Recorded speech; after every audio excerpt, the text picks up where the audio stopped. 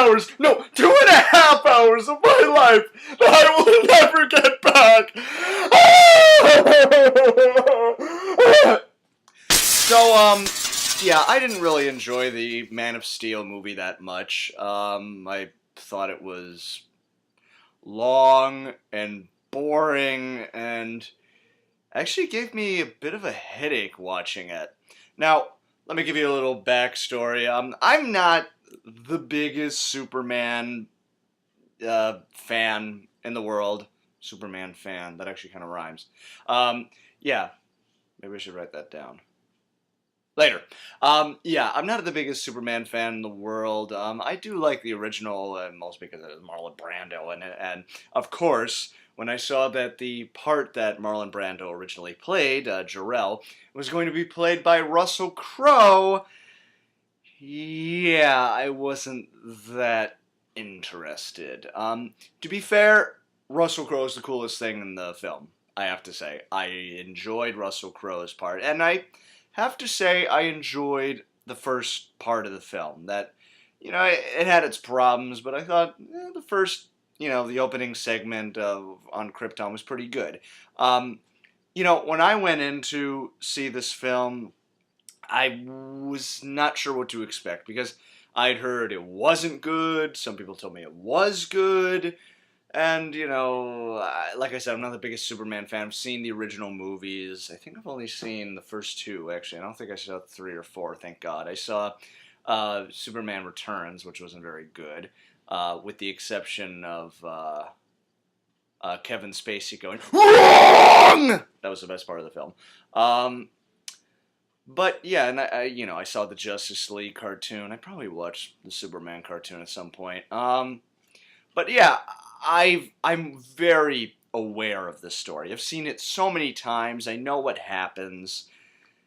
And the way they do it is just kind of weird. Like in the original, it's chronological, and I like the fact that, you don't really know what to expect of this little baby, and then you see him pick up the car, and that he's just it's like he just has these powers, and he doesn't even think about them. He just has them.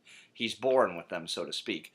And this one, it's almost kind of like it kind of did an Iron Man kind of thing, where it was like it's trying to show him trying to control his powers or figure them out or whatever, which is fine. I mean, I didn't mind that so much, and I actually, like I said, I kind of enjoyed the first part of the movie. The only thing that was absolutely driving me insane was the goddamn shaky cam. I now realize that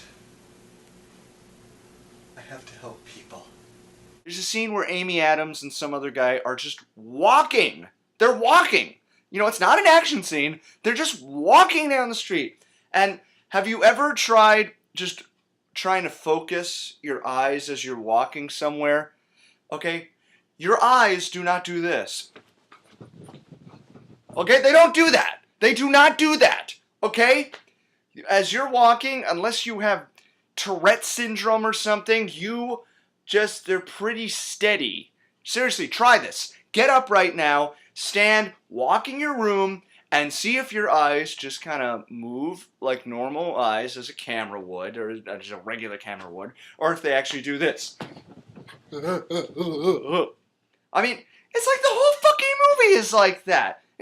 Why does the entire movie need to be like that? It's stupid! It's absolutely stupid! But that's nitpicking, and I can get over that. So, okay. That aside, what's up with some of these other ridiculous shots? There's a point where he and Kevin Costner. Why is Kevin Costner still in movies? Why? Anyway, yes, Kevin Costner and Henry Saville. Let me relook at his name because I can't even fucking remember. Henry Cavill. Saville. Cavill.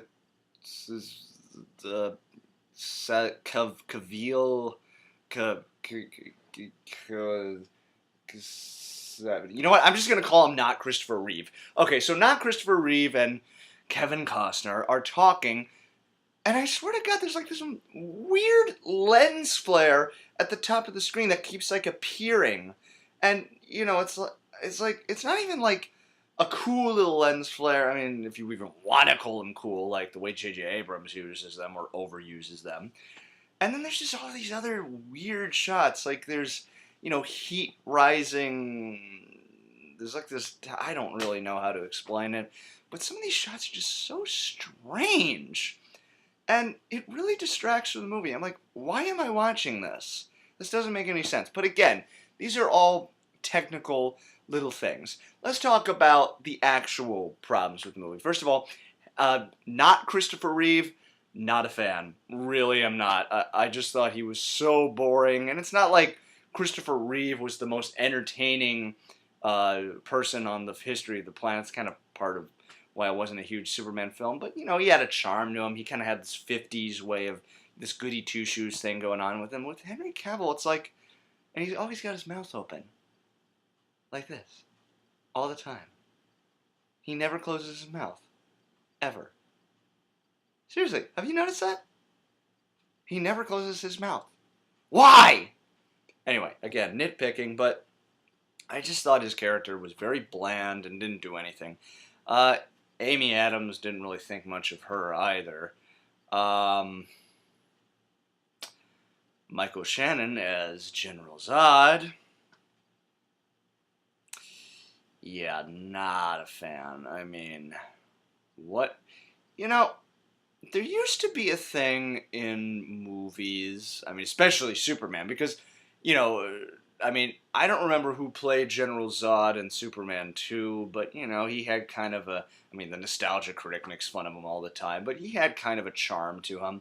But, the original Superman, you had Gene Hackman as Lex Luthor. Goddamn, Gene Hackman, he was the best part of the film. Goddamn Gene Hackman, and then this asshole who doesn't... I don't know if it's a directing job or if this guy's actually a good actor. I don't know anything about him, but oh my God, he was so bad. I wanted to punch him in the face. It was just like, okay, I'm evil, and I'm always looking like this. And I know that's how General Zod actually I can't do a General Zod impression. I'm sorry, I'll work on it. But the nostalgia critic does him perfectly, so I'm not even going to attempt to do that. But yeah, it's like, God damn it, give us an interesting villain. Why do all these villains have to have, like, some sort of, like, overacting, this, I don't know. Yeah, well, this is, and above all, Superman to me always felt like he was kind of a light superhero. He was kind of a escapist sort of superhero, so, very positive, whereas Batman and it was different because Batman was very dark, and although you all know what I thought about The Dark Knight, and of course Christopher Nolan produced this one, so it has got to be dark and meaty. Oh my God, what does it mean to be a superhero? Who fucking cares? Just go lift planes out of the sky, beat up General Zod, and get the fuck out of there. Like I said, I actually did enjoy it, and they kind of took a cue from Batman because it was exactly like Batman Begins, where, it was interesting to see him become Superman, even though it was done better in the original 1978 version. So, yeah. And then, again, I have to say, probably once General Zod came in, I did, there were some good scenes. I liked the scenes where he came on the TV. Okay, spoiler alert.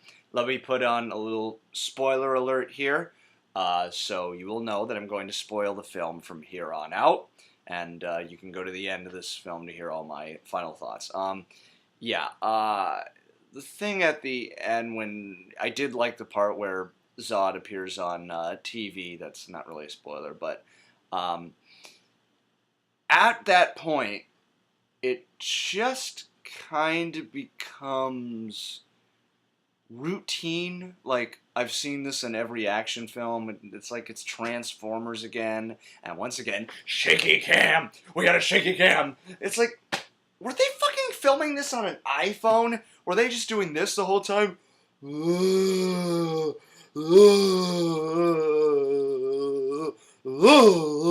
people with expensive equipment who do this for a living, who are cinematographers, and yet a fucking monkey can shoot better than this.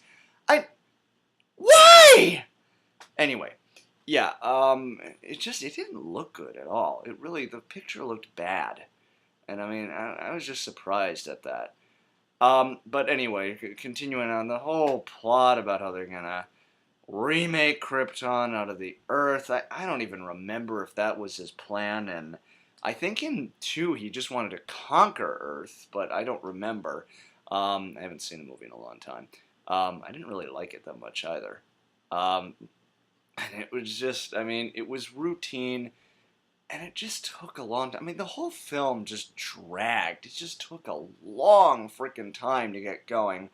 And then when it finally did get going, like I said, routine, CGI. I've seen this a million times. It's just Transformers, and then it's Independence Day, and God, I'm getting so tired of this, you know? I mean, you know, and stuff like when The Matrix came out and stuff, that was totally new stuff. I never saw an action scene like that, you know? And now it's just like, it's almost like it's going back to like the dumbass CGI we had back in the 90s. Not the cool CGI movies, which really lifted it up a notch, but like it's just routine. And the whole, I'll try not to spoil exactly what happens between Superman and Zod, but for those of you who saw the movie, you know what I'm talking about. I mean, there's a scene when General Zod is about to, like use his eyes to say, "Well, I'm gonna kill all the humans," and I'm starting to make him sound like Batman. Actually, I think what's his name, who played Batman in The Dark Knight? Can't even remember his name. That's how much I care about him. I think that would have been an interesting General Zod. Krypton is now destroyed, so now I'm gonna kill all the humans. And it's gonna be really bad. That would have been entertaining. I would have really liked to have seen that. I thought that would have been hilarious. But that's not what happened. And yeah, he's like, I'm gonna kill the humans, and lasers are coming out of his eyes. And it's like the fucking scene in Goldfinger with this laser moving very, very slowly towards this family who's there. And they're just like,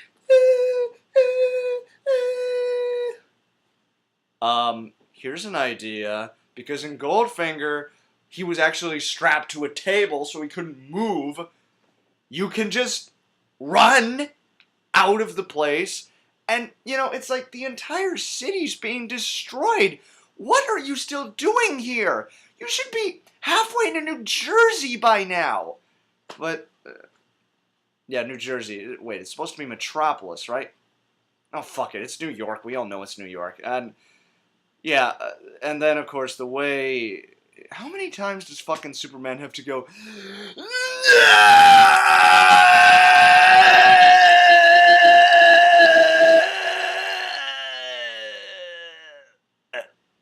I mean, God, the most cliched, ridiculous, stupid thing that I've seen a million times in a million movies, and I'm so fucking sick of seeing it! Oh, it was just so routine, and yet it's trying to be dark and gritty, and it's just like, oh, God. I mean, okay, it's a comic book movie. I get that it's supposed to be silly in its own way, but it's like, make up your mind, guys. Do you want it to be a comic book movie, or do you want it to be a serious, like, you know, freaking Hurt Locker kind of movie? I mean, just make up your mind and figure it out what it is that you want to do. So anyway, let me wrap this up. Yeah, Man of Steel. The biggest problem I have with Man of Steel is this. I was enjoying the first half of the film. I really was. I thought, hey, you know what? Maybe everybody's wrong. Because the thing is, every time I hear from a bunch of people, I think that might have been what was bad about The Dark Knight, is everybody kept telling me, oh, The Dark Knight is so great. It's the greatest movie of all time. And I thought it was, well, you all know what I thought of it. With Man of Steel, it seemed like the general consensus is that it wasn't that good, although some people defended it to the death. So I went in just kind of with expectations. I didn't know what it was going to be like, and for a while, it was exceeding my expectations. I thought there were some silly moments and some things were derivative, and I thought the first sequence I was watching the Star Wars prequels, which is not a good thing at all. But I got invested. I got invested for the first half of the film, and then it just at the end of the film, I just didn't care anymore. I just thought it was so stupid. So I would say not a fan of Man of Steel. I'm sure there's people who thought it was great, and if you did, that's fine. I can see maybe why. It did have my girlfriend liked it, so uh, I mean, she's wrong, but that's the way things are. And I mean, if you liked Man of Steel, it just means that you have no taste in movies, but that's okay. So yeah, not a fan of Man of Steel. If you liked it, great. What are your thoughts on Man of Steel? Please leave a comment in my box, and let me let me know if you want me to talk about any other topics on my Jimmy Rants thing or anything like that. And I guess that's it. I'm gonna go cry in the corner and pretend that I never saw this film. All right, I'll see you guys later. Wow!